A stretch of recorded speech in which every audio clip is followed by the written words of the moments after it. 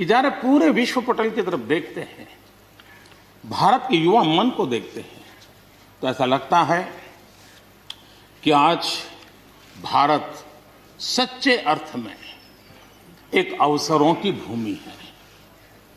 अनेक अवसर हमारा इंतजार कर रहे हैं और इसलिए जो देश युवा हो, जो देश उत्साह से भरा हुआ हो, जो देश अनेक सपनों को लेकर के संकल्प के साथ सिद्धि को प्राप्त करने के लिए प्रयासरत हो, वो देश इन अवसरों को कभी जाने नहीं दे सकता।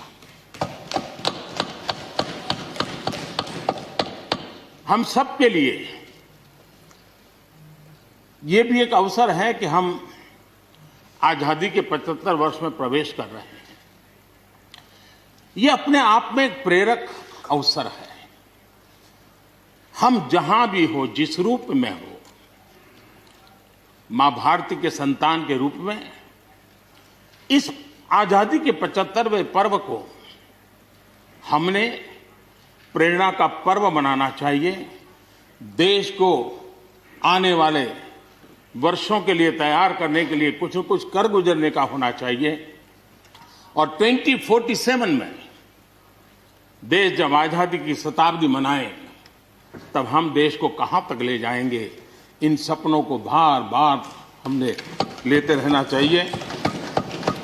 आज पूरे विश्व की नजर भारत पर है, भारत से अपेक्षाएं भी हैं और लोगों में एक विश्वास भी है कि अगर भारत ये कर लेगा, दुनिया की बहुतेक समस्याओं का समाधान वहीं से हो जाएगा। ये विश्वास आज दुनिया में भारत के लिए पड़ा है। आदरणीय सभापति जी, जब मैं अवसरों की चर्चा कर रहा हूं तब महाकवि मैथिली शरण गुप्त जी की कविता को मैं उद्घोषित करना चाहूंगा।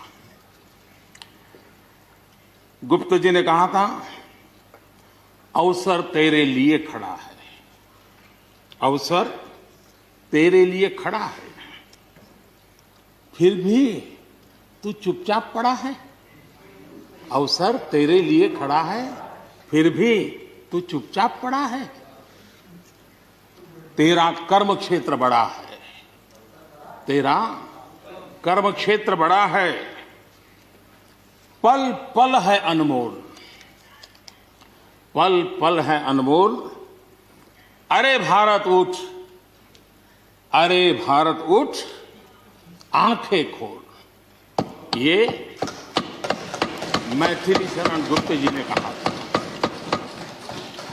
लेकिन मैं सोच रहा था, इस कालखंड में 21वीं सदी के आरंभ में अगर उनको लिखना होता तो क्या लिखते। मैं कल्पना करता था कि वो लिखते, अवसर तेरे लिए खड़ा है, अवसर तेरे लिए खड़ा है, तू आत्मविश्वास से भरा पड़ा है, तू आत्मविश्वास से भरा पड़ा है। हर बाधा, हर बाधा, हर बंदिश को तोड़, हर बाधा, हर बंदिश को तोड़। अरे भारत, अरे भारत, आत्मनिर्भरता के पथ पर दौड़, आत्मनिर्भरता के पथ पर दौड़।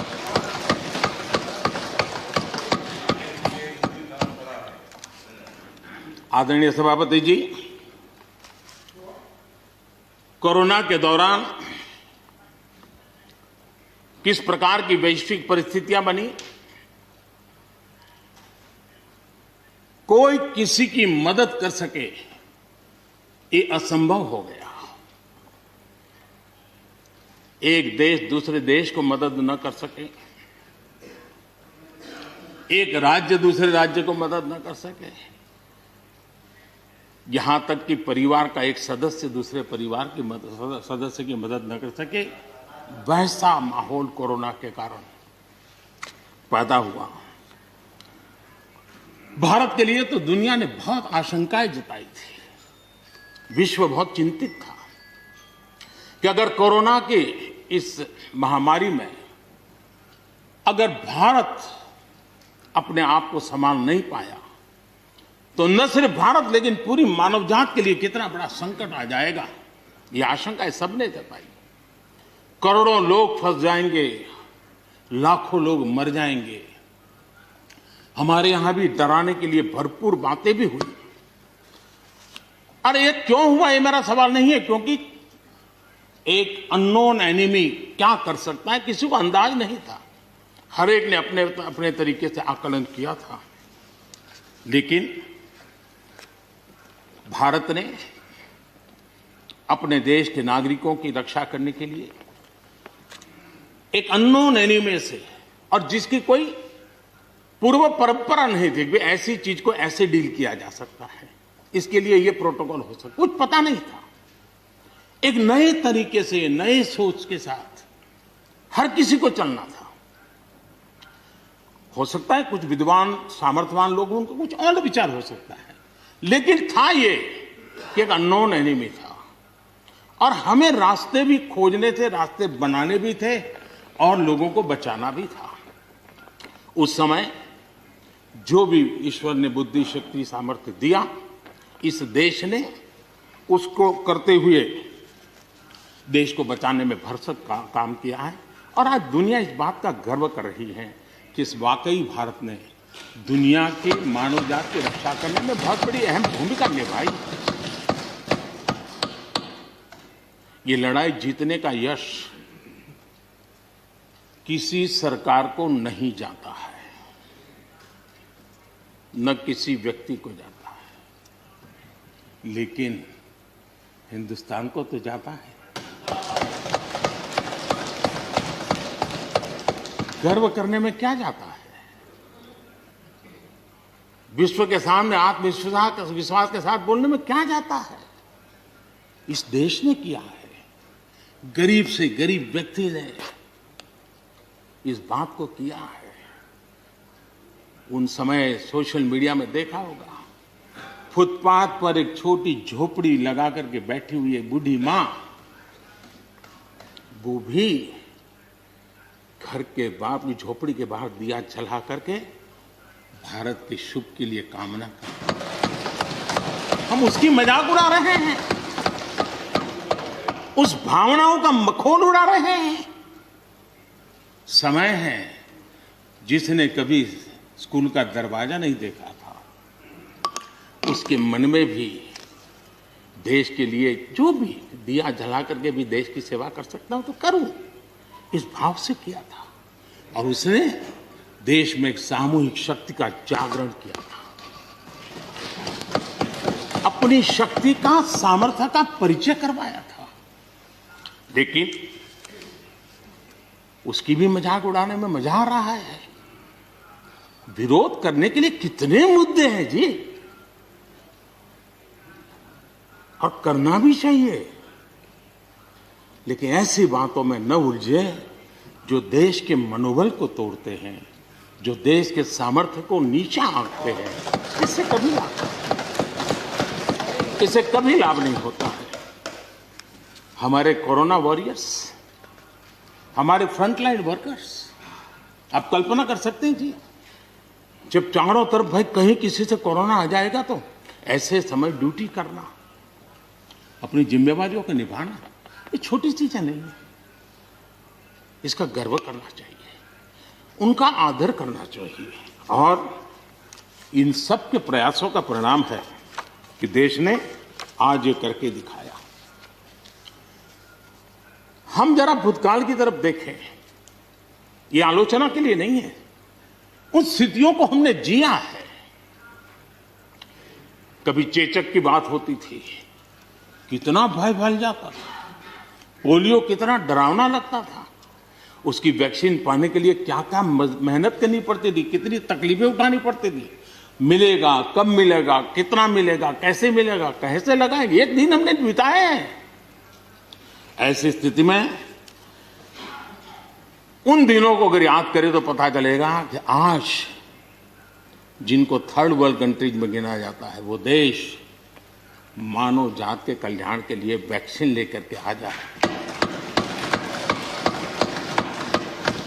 इतने कम समय में मिशन मोड में हमारे वैज्ञानिक भी जुटे रहे, ये मानव जात के इतिहास में भारत के योगदान एक गौरवपूर्ण गाथा है।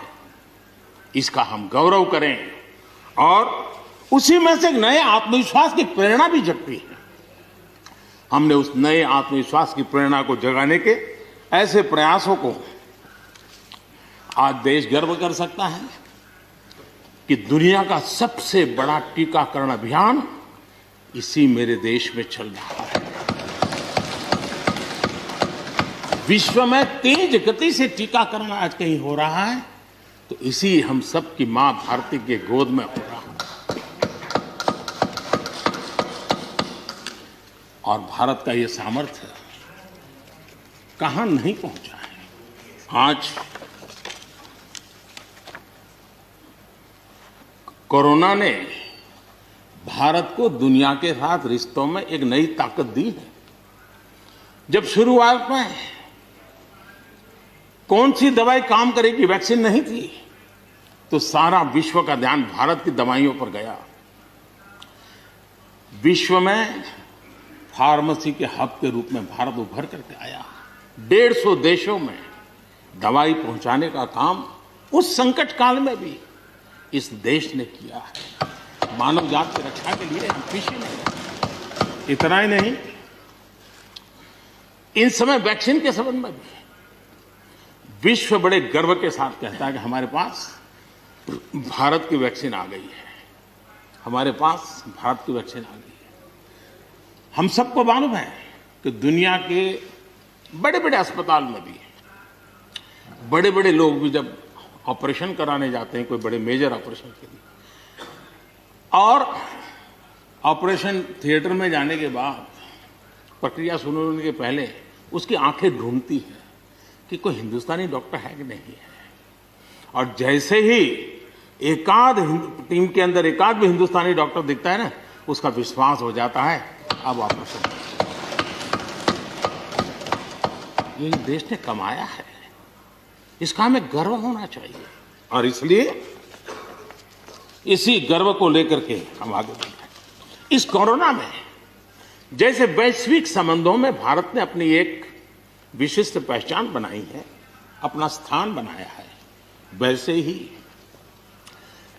भारत ने हमारे फेडरल स्ट्रक्चर को इस कोरोना के कालखंड में हमारी अंतर्भूत ताकत क्या है, संकट के समय हम कैसे मिलकर के काम कर सकते हैं, एक ही दिशा में सब शक्तियां लगा करके हम कैसे प्रयास कर सकते हैं, ये केंद्र और राज्य ने मिलकर के करके दिखाया है। मैं राज्यों को भी, क्योंकि इस सदन में राज्यों की अपनी फ्लेवर होती है, और इसलिए इस सदन में तो मैं विशेष रूप से राज्यों का भी अभिनंदन करता हूं।